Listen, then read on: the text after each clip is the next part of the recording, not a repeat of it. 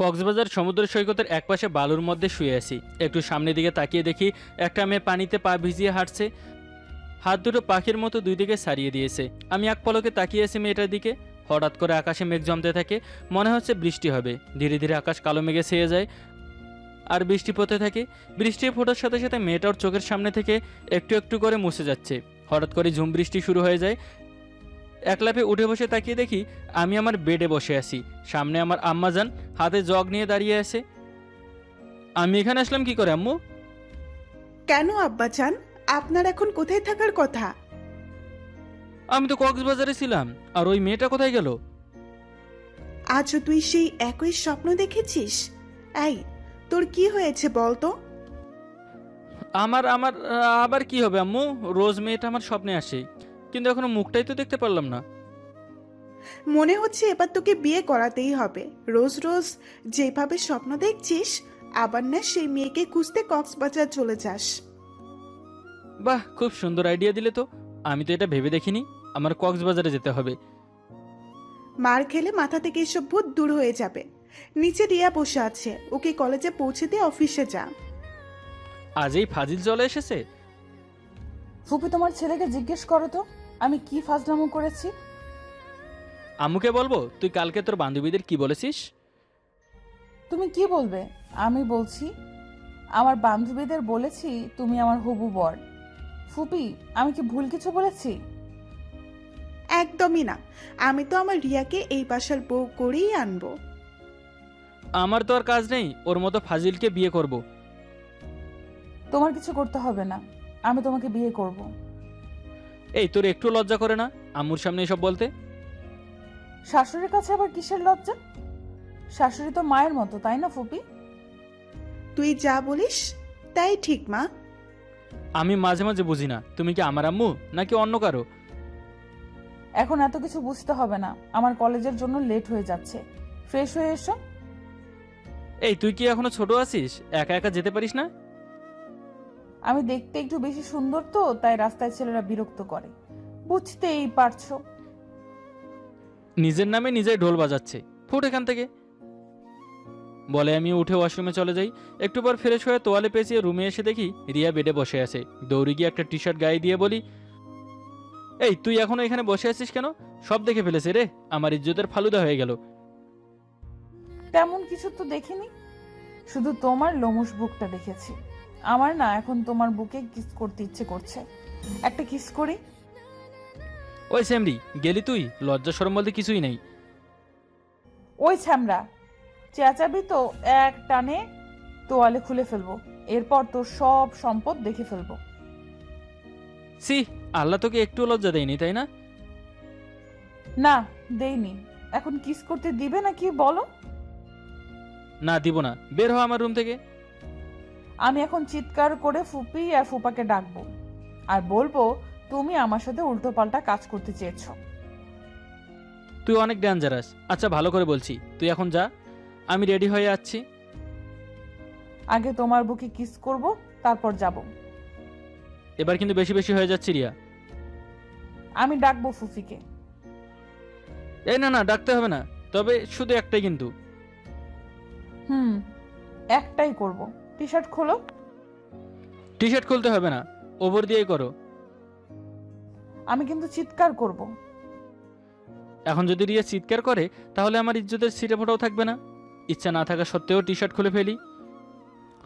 আমি যেন কোনো এক ঘোরের মধ্যে চলে যাচ্ছি। হাত পা অবশ হয়ে যাচ্ছে মনে হচ্ছে। কথা বলার শক্তি পাচ্ছি না। নিঃশ্বাস নিঃশ্বাস ক্রমশ ভারী হয়ে যাচ্ছে। রিয়াকে অনেক কষ্টে নিজে থেকে সারাই। আমি উল্টো দিকে ঘুরে দাঁড়িয়ে থাকি। রিয়া চলে যাওয়ায় বুঝতে পেরে গিয়ে দরজা বন্ধ করে বেডে বসে বড় বড় নিঃশ্বাস নিচ্ছি। আর একটু হলে দম বন্ধ হয়ে যেত। কিছু সময় পর অফিসের জন্য রেডি হয়ে নিচে এসে দেখি আব্বু আম্মু রিয়া খাবার টেবিলে বসে আছে। সবার সাথে বসে খাবার খেয়ে রিয়াকে নিয়ে গাড়িতে উঠে বসি। রিয়ার দিকে তাকাতেই লজ্জা করছে এখন। গাড়ি স্টার্ট দিয়ে ড্রাইভ করতে থাকি। দুজনের মাঝে নীরবতা। আজকে পুরো রাস্তা চুপ করে থাকবে, ঠিক করেছো? তা কেন হবে? তুই তো চুপ করে আসিস। তখনকার জন্য রেগে আছো আমার উপর? রেগে নেই, তবে তুই যেটা করেছিস সেটা কিন্তু ঠিক নয়। কেন ঠিক নয়? আচ্ছা, আমি যে তোমাকে ভালোবাসি সেটা কি তুমি বুঝতে পারো না, নাকি বুঝতে চাও না? আমি সবই বুঝি, তবে আমার মন যেদিন তোকে ভালোবাসতে সায় দিবে সেদিন আর তোকে বোঝাতে হবে না, আমি নিজেই তোকে আপন করে নিব।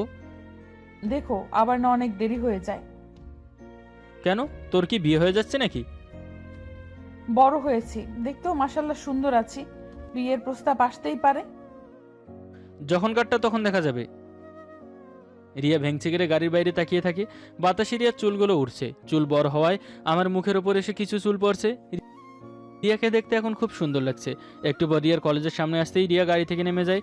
আমি অফিসে চলে আসি। অফিসে এসে নিজের কেবিনে গিয়ে কাজ করতে থাকি। এই যা, আপনাদের তো এখনো পরিচয়টা দেওয়া হয়নি। আমি রোশান রায়জাদা, লেখাপড়া শেষ করে আব্বুর কোম্পানি দেখাশোনা করছি, বাকিটা গল্পে বলবো। কলেজে এসে বান্ধবীদের সাথে মাঠে বসে আড্ডা দিচ্ছি। আমার পরিচয়টা এবার দিয়ে দিই। কাজ করতে করতে লাঞ্চ টাইম হয়ে যায়। ল্যাপটপটা বন্ধ করে চেয়ার থেকে উঠে দরজা খুলতেই দেখি রিয়া দাঁড়িয়ে। তুই এখানে কখন এসেছিস? এই মাত্রই এসেছি, তোমার জন্য খাবার নিয়ে এসেছি, আর আমি আজ তোমার সাথেই খাবো। তুই কেন কষ্ট করে আসতে গেলি? আমি তো ক্যান্টিন থেকে খেয়ে নিতাম। রোজই তো ক্যান্টিনে খাও, আজ আমার রান্না করা খাবার খেয়ে দেখো। বিয়ের পর তো আমার হাতেই সারা জীবন খেতে হবে। তুই রান্না করেছিস? তাহলে তো খেতেই হয়। আয় ভেতরে আয়। রিয়াকে চেয়ারে বসিয়ে দিয়ে আমি ফ্রেশ হতে চলে যাই।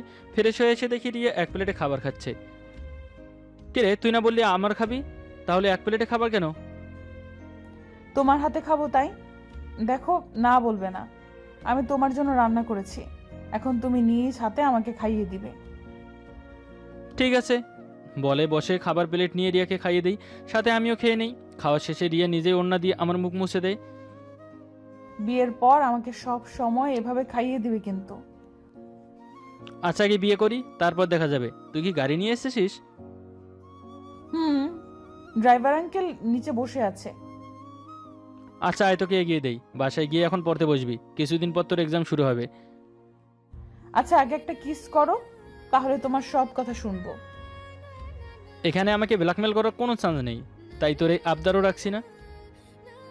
বাসায় গিয়ে ফুফাকে বলবো আমি তোমার জন্য খাবার নিয়ে অফিসে এসেছিলাম, তাই তুমি আমাকে বকেছো। আমি তোকে কখন বকলাম? সেটা তো ফুফা জানবে না, আমি যা বলবো তাই বিশ্বাস করবে। তুই বহুত ডেঞ্জারাস, নিজের হবু বরকে এভাবে ব্ল্যাকমেল করছিস। তুমি তো আমাকে ভালোবাসো না এখনো, তাহলে হবু বর হলে কি করে? ভালোবাসি না কে বললো তোকে? যদি আমি তোকে ভালোই না বাসি, তবে কেন এই পৃথিবীতে এসেছি? ভালোবাসা স্বর্গ থেকে এসেছে শুনেছি, আর তাই না চাইতেও তোকে আমি ভালোবেসে ফেলেছি। রিয়া দৌড়ে এসে আমার বুকে ঝাঁপিয়ে পড়ে, আমার সারা মুখে কিস করতে করতে বলে, ভালোবেসো, যে মন দিয়েছে তোমাকে, তোমার মনের সাড়া পেয়ে আজ থেকে আমার বেঁচে থাকা হয়ে গেল আমার প্রাণ। তোমার ভালোবাসা পেয়ে আজ সুখের স্রোতে আমি ভেসে যাব। ভালোবেসে এই দেহ এই প্রাণ চাই মৃত্যুর পরেও তোকে পেতে। শুধু শুধু সারা জীবন আমাকে এভাবে ভালোবাসবি। তোর সেই ভালোবাসা পেতেই আমি তোর কাছে আসলাম। আমি আজ থেকে তোমার সব কথা শুনবো, তুমি যা বলবে তাই। আজ আমি অনেক হ্যাপি। আচ্ছা, এখন ছাড়, আমার অফিসের কাজ আছে, চল তোকে এগিয়ে দিয়ে আসি। বলে রিয়ার কপালে চুমু দিয়ে অফিসের বাইরে এসে গাড়িতে তুলে দেই। রিয়া চলে যেতে আমি কেবিনে এসে কাজ করতে থাকি। কাজ করতে করতে অফিস টাইম শেষ হয়ে যায়। সব কিছু গুছিয়ে রেখে অফিস থেকে বের হয়ে গাড়ি নিয়ে বাসায় চলে আসি। বাসায় এসে সোফায় বসে আম্মুকে বলি, আম্মু এক কাপ কফি বানিয়ে দাও তো। একদম বাবার স্বভাব পেয়েছে, অফিস থেকে এসেই কফি খাবে। বস তুই, আমি নিয়ে আসছি। আমি সোফায় হেলান দিয়ে চোখ বন্ধ করে আসি। একটু পর আম্মু কফি দিয়ে চলে যেতে নিলে আমি বলি, আম্মু একটু মাথাটা টিপে দাও না। পারবো না, বিয়ে করে বউ নিয়ে আয়, তারপর বউকে বল। সামান্য মাথা টিপার জন্য বউ আনতে হবে কেন? আমার এত কিউট আর সুইট আম্মু থাকতে। আমাকে হাওয়া দিয়ে লাভ নেই, আমি ভাইয়ের সাথে কথা বলে রিয়াকে বউ করে আনার ব্যবস্থা করছি। রিয়া ইন্টার আগে শেষ করুক আম্মু, তারপর না হয় তুমি মামার সাথে কথা বলো। বিয়ের পরেও পড়তে পারবে। আমি আর তোর কোনো কথা শুনছি না, আমি কালই ভাইয়ের সাথে কথা বলতে যাব। আমার সুখ তুমি আর দেখতে পারছো না জানি তো, তাই বিয়ে করাতে চাইছো তাই না? যদি তোর তাই মনে হয় তাহলে তাই, আমি এবার তোকে বিয়ে করাবো ব্যাস। বলে আম্মু চলে যায়। আমি কফি শেষ করে রুমে এসে চেঞ্জ করে শুয়ে পড়ি। রুমে বসে বসে পড়ছিলাম, তখন আম্মু এসে বলে যায় কাল নাকি ফুপি রোশনের আর আমার বিয়ের দিন তারিখ ঠিক করতে আসবে। আমার তো এখন গামছা ডান্স করতে ইচ্ছে করছে, আর কিছুদিন পর আমি রোশনকে সারা জীবনের জন্য আপন করে পেয়ে যাব। ইয়াহু! পরের দিন সকালে অফিসে যেতে নিলে আম্মু বলে, আজকে অফিসে যেতে হবে না, তোর মামার বাসায় যাব। আমাকে কেন যেতে হবে আম্মু? তুমি আর আব্বু গিয়ে কথা বলে এসো, তাহলেই তো হয়ে যাবে। এমন তো নয় যে মামা মামি আমাকে চিনে না। এত কথা বলার তো কিছু নেই, আমাদের সাথে যেতে বলেছি যাবি, এখানে বসে থাক, আমি রেডি হয়ে আসছি। কি আর করবো, চুপচাপ বসে আছি। একটু পর আম্মু আব্বু রেডি হয়ে আসলে বাসা থেকে বের হয়ে গাড়ি ড্রাইভ করতে চলে আসি মামার বাসায়। মামা মামি আব্বু আম্মু কথা বলছে, আমি উঠে রিয়ার রুমে চলে আসি। এসে দেখি রিয়া বসে বসে একা একা হাসছে। কিরে, বিয়ের রং লেগে গেছে? একা একা পাগলের মতো হাসছিস কেন?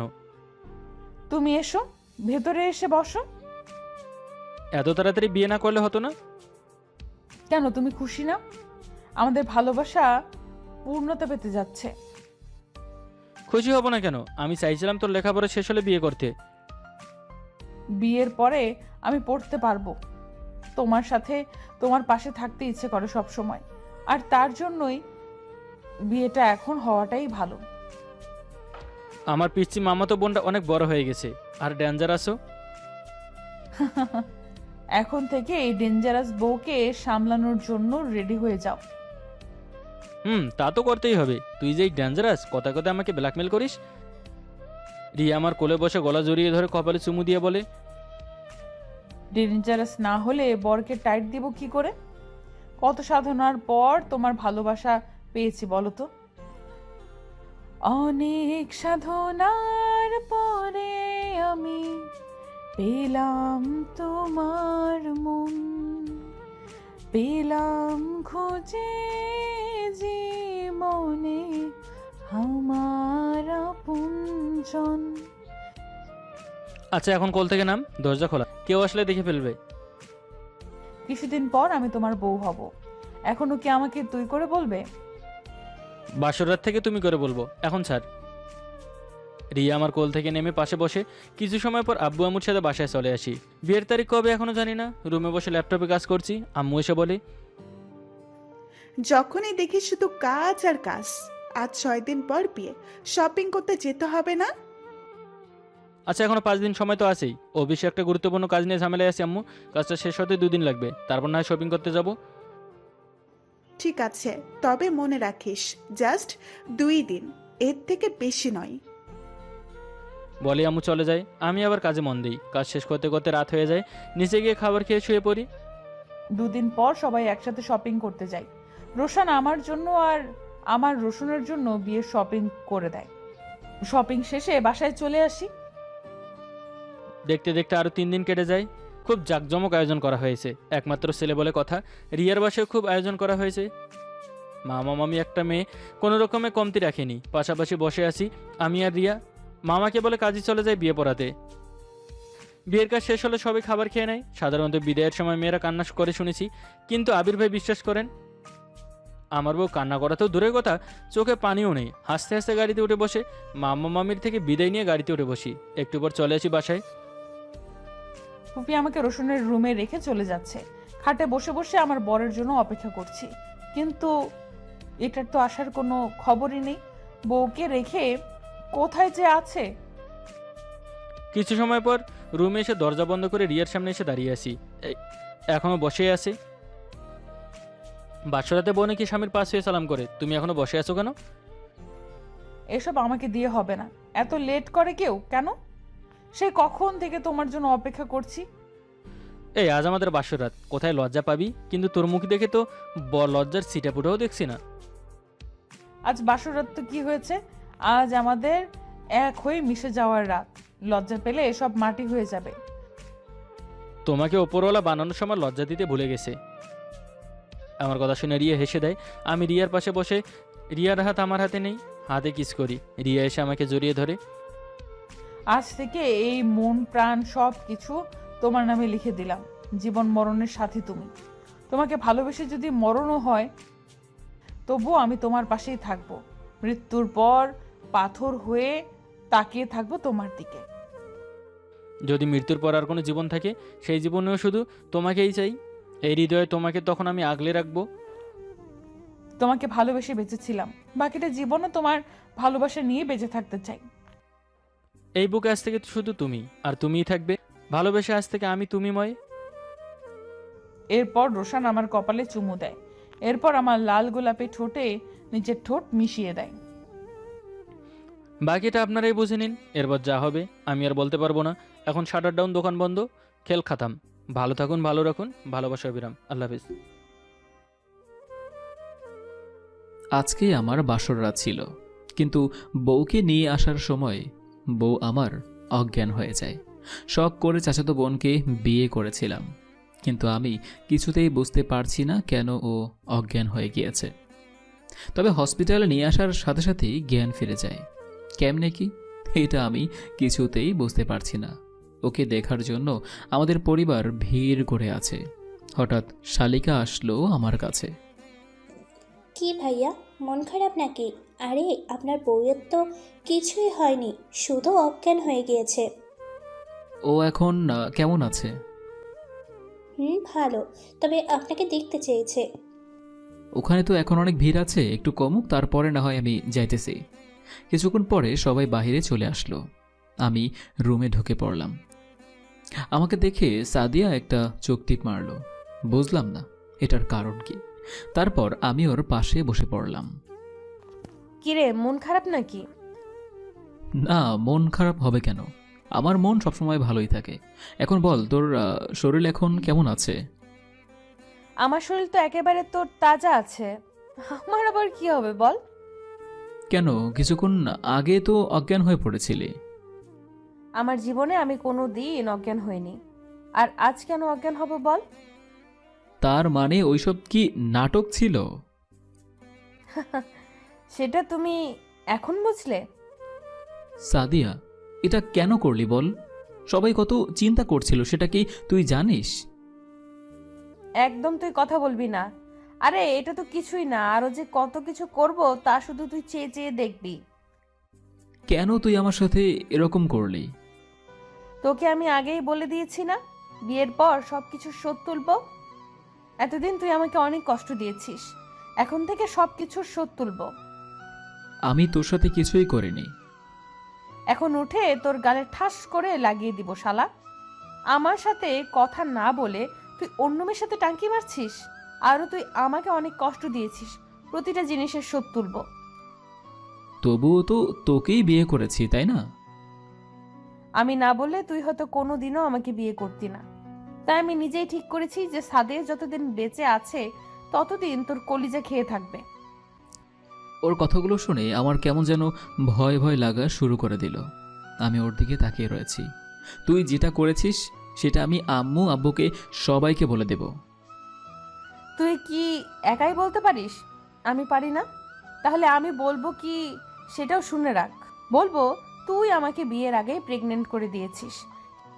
সেটা যখন সবাই জেনে যাবে তখনই তুই আমাকে খাবারের ভেতরে ঘুমের ওষুধ দিয়ে মারতে চেয়েছিস। হা হা হা হা হা। সাদিয়া, এসব কি ধরনের কথা বলতেছিস? হ্যাঁ, রিলেশন চলাকালীনই বুঝতে পেরেছিলাম যে তোর মাথায় গোবর আছে। ও মা শেষ করে দিল। তোমরা কে কোথায় আছো? এখানেই আসো। আমি ওর মুখটা চেপে ধরলাম। সাদিয়া, আমি তো কিছুই বুঝতে পারছি না। হসপিটালে বসে এমনভাবেই চিৎকার দিতে আছিস কেন?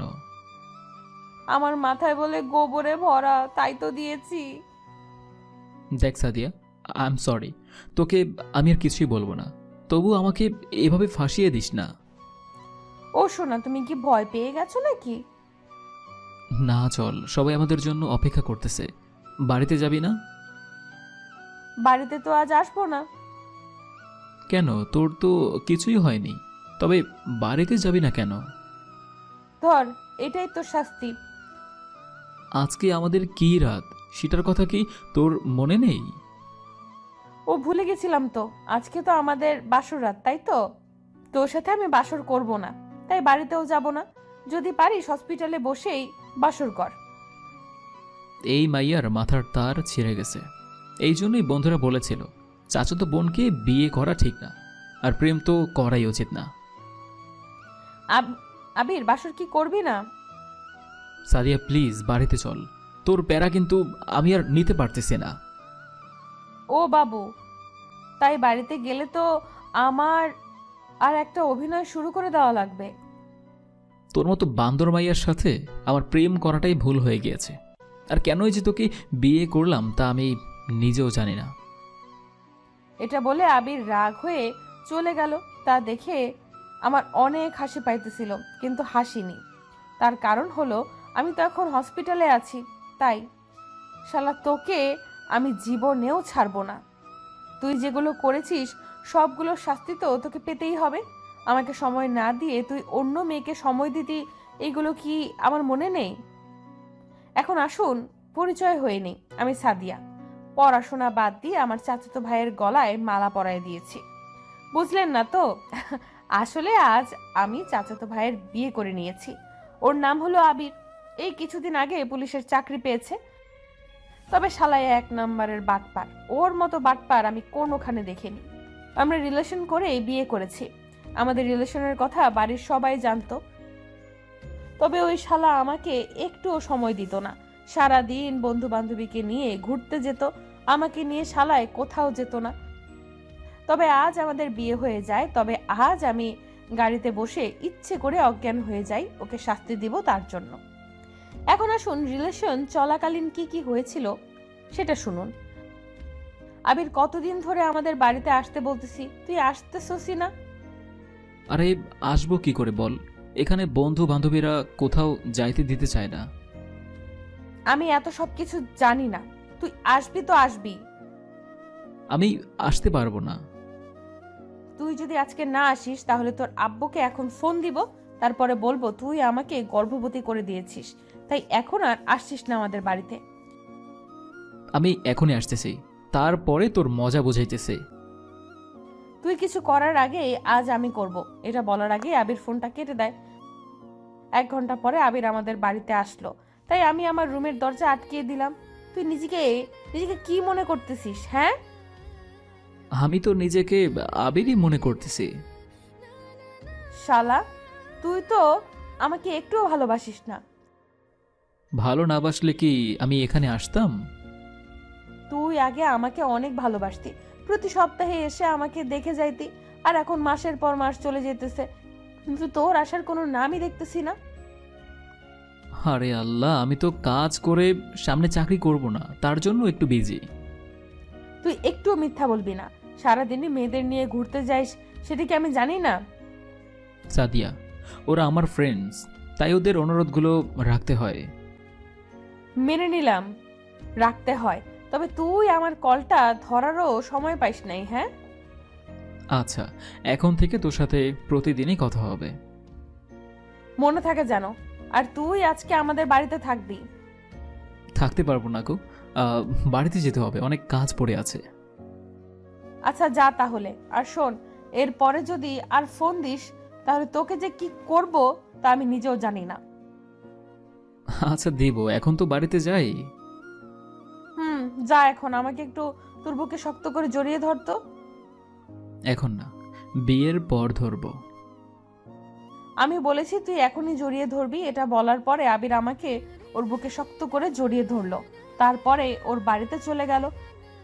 কিন্তু ও বাড়িতে গিয়েও ও আমাকে কল দিত। সারাদিন পর একবার কল দিত, তাও আবার 5 মিনিট পরে কেটে দিত। তা দেখে সারাদিনই আমার চোখ থেকে পানি পড়তো, কিন্তু সবাই বুঝতো না। তাই আবির যখন চাকরি পেল সবাইকে বলে ওকে বিয়ে করে নিলাম। আর তারপরের ঘটনা তো আপনারা জানেনই। আসার সময় আমি অজ্ঞান হয়ে পড়ি, মিথ্যা অজ্ঞান হয়ে পড়ি। আমি হসপিটালের বেডে শুয়ে আছি, এর ভেতরে আমার বোন আসলো আমার কাছে। আপু, তোর শরীর এখন কেমন লাগতেছে? ভালো। আর তোর ভাই কোথায়? আবির ভাইয়া গাড়িতে বসে আছে। তুই তোর শ্বশুর বাড়িতে যাবি না? যাবো তো। তো কবে যাবি? আজকেই যাব। কেন, তুই তো অসুস্থ, তো যাবি কিভাবে? এখন তো অনেকটা সুস্থ হয়ে গিয়েছি, তাই তো যাব। আমি হেঁটে গাড়ির সামনে চলে আসি। আমাকে দেখে তো সবাই অবাক, তবুও সবাইকে আমি বললাম যে আমি সুস্থ হয়ে গিয়েছি। আমি গিয়ে আবিরের পাশে বসে পড়ি। কিছুক্ষণ পরে গাড়ি ছেড়ে দিল, কিছুক্ষণ পরে আবির আমার কানে কানে বলল, এটা না করলেও পারতি। সকলে কতটা চিন্তিত ছিল সেটা কি জানিস? চুপ কর, সবাই শুনে ফেলবে তো। ভালোই হয়েছে, অবশেষে তুই আমার কথাটা বুঝেছিস। ও মনু, এখন তো পাশে বসে আছি, পাশের ঘরে বসে আমাকে টাচও করতে পারবি না, মনে রাখিস। কথাটা শুনে আবুল হয়ে গেলাম। সাদিয়া আমার দিকে তাকিয়ে হাসতেছে, আর আমি মাথা নিচের দিকে দিয়ে বসে আছি। রাত তখন 9টা বাজে, আর 9টার সময় বাড়িতে গিয়ে পৌঁছালাম। সাদিয়াকে সবাই দেখতে এসেছে, তবে ওকে বেশিক্ষণ ওখানে রাখা হয়নি, কারণ ও অজ্ঞান হয়ে গিয়েছিল। তার জন্য আমি তো জানি ও অজ্ঞান হয়েছিল কিনা। সাদিয়াকে আমার রুমে নিয়ে আসা হলো। আমি চেয়ারে একা একা বসে আছি। কিছুক্ষণ পরে শালিকা আসলো। ভাইয়া, আপনি কেমন মানুষ বলেন তো? আমি আবার কেমন মানুষ বলো তো? আমাকে একা একা রেখে আপনি এখানে বসে আছেন কেন? আমার কপালে আজ কিছুই নেই, গিয়ে আর হবে কি? মানে কি ভাইয়া? আমি আর ওখানে দাঁড়ালাম না, আমি আমার রুমে চলে আসি। এসে দেখি সাদিয়া বসে আছে। তাই আমি রুমের ভিতরে ঢুকে দরজাটা আটকাতে যাব, এমন সময়। দরজা আটকাবি না ওকে। কেন দরজা আটকাবো না? হ্যাঁ, আর বাসর রাতে সবসময় তো দরজা আটকাতেই হয়। আমাদেরটা আজ অন্যরকম হবে, আমরা আজ দরজা আটকাবো না। তবুও ওর কথা না শুনে দরজাটা আটকিয়ে দিলাম, আর তারপরে এসে ওর পাশে বসে পড়ি। এখন আমি ঠান্ডা মাথায় কিছু প্রশ্ন করব, আশা করি সব প্রশ্নের আনসার দিবি। বল। আমাকে তুই এতদিন কেন কষ্ট দিয়েছিস? হ্যাঁ, সব কিছুর জন্য সরি। আমি শুধু তোকেই ভালোবাসি, কিন্তু আমার ভুল হয়েছিল, তোকে বেশি সময় না দিয়ে ওদেরকে দিয়েছি, আর এটাই ছিল আমার বড় ভুল। কেন করেছিলি এমন? আমি ওর কোনো কথা না শুনে শুয়ে পড়লাম। শালা, আমি এখন ঘুমানো হচ্ছে, দাঁড়া। আমি গিয়ে ওকে চিমটি দিয়ে ধরে রাখলাম। সাদিয়া, ছাড় আমাকে, আমার কিন্তু লাগতেছে। আর তুই আমার এই জায়গায় কেন চিমটি দিয়ে ধরে রাখছিস? আমি কি বলেছি সেটা আগে বল। আই এম সরি, আমি জীবনেও আর কোনো মেয়ের সাথে কথাই বলবো না। এটা তুই সেদিন কেই বলেছিলি। এখন তুই আমার বউ, কোনো মেয়ের সাথে কথা বললে তো দেখতেই পাবি, তাই না? এই শেষবারের মতো সুযোগ দিলাম, এরপরেও যদি না শুনিস তাহলে যে করার সেটাই করব। শুনবো। এখন চলো বাসর করি। বলেছি না? তুই আজকে মিথ্যা বলে অজ্ঞান হয়েছিস, কিন্তু এখন আমি তোকে পুরাই অজ্ঞান করে দেব। কিভাবে? দাঁড়া, দেখাইতেছি। এই এই আবির, কাছে আসবি না, আমাকে আর কিছু বলতে দিল না, তার আগে 4 ঠোঁট এক করে দিল। বাকিটা আর শুনতে হবে না, ওর যখন জ্ঞান ফিরবে তখন না হয় বলবো। যদি আপনাদের কাছে গল্পটা ভালো লেগে থাকে তাহলে কমেন্ট করে জানিয়ে যাবেন। ধন্যবাদ সবাইকে।